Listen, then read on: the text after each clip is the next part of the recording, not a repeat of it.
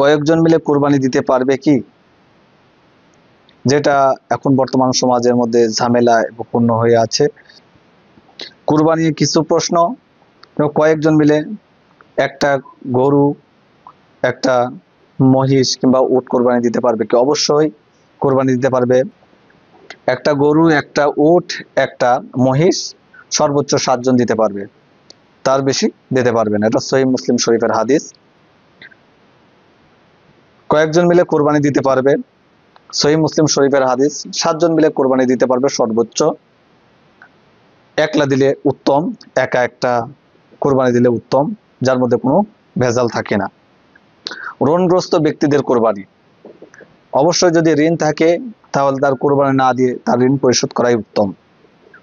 কারো পক্ষে কোরবানি, অবশ্যই কারো পক্ষে কোরবানি দেওয়া যাবে। আপনি অন্যজনের পক্ষে, আপনার পিতার পক্ষে, আপনার মাতার পক্ষে, আপনার ভাই ব্রাদারের পক্ষে আপনি কোরবানি দিতে পারবেন, কোনো সমস্যা নেই ইনশাআল্লাহ। রাসূল সাল্লাল্লাহু আলাইহি ওয়াসাল্লামের পক্ষেও কোরবানি দিতে পারবেন।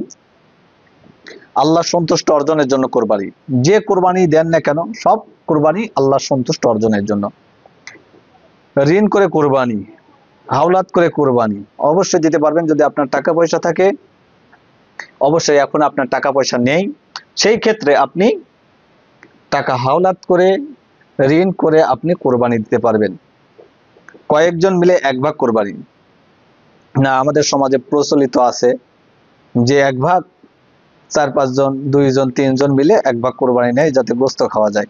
এটা সম্পূর্ণ নাজায়েজ, কোরবানি হবে না। এবং ওই ভাগের সাথে যদি বাকি সদস্যরা জানে যে 2 জন মিলে 1 ভাগ কোরবানি দিয়েছে, তাহলে অবশ্যই কারোর কোরবানি হবে না, সবাই ওই ব্যক্তিকে পরিহার করতে হবে। গোস্ত খাওয়ার উদ্দেশ্য কোরবানি, অনেকে গোস্ত খাওয়ার উদ্দেশ্য কোরবানি দেয়। এটা করলে যা বাদ বাকি যত ভাগ তাদের অংশীদারিত্ব থাকবে, সবার কোরবানি হবে না। আবার নিজে যদি একলাও কোরবানি দেন গোস্ত খাওয়ার উদ্দেশ্য থাকে, তাহলে কোরবানি হবে না। কসাইকে গোস্ত দেওয়া, কসাইকে দেখা যায় আপনি পারিশ্রমিক হিসাবে আপনি টাকা পয়সা না দিয়ে দিলেন হলো গোস্ত, সেক্ষেত্রে কি হবে? এই পারিশ্রমিকের বিনিময়ে আপনার কোরবানিটা বাতিল হয়ে যাবে, কোরবানি হবে না। যারা কোরবানি দিচ্ছে তাদের উদ্দেশ্য যদি খারাপ হয়, তাদের সাথে যারা অংশীদারিত্ব আছেন যদি জানেন, অবশ্যই তার থেকে আপনারা দূরে থাকবেন, তাদের সাথে কোরবানি দিবেন না, কারণ তাদের কোরবানি হয় না।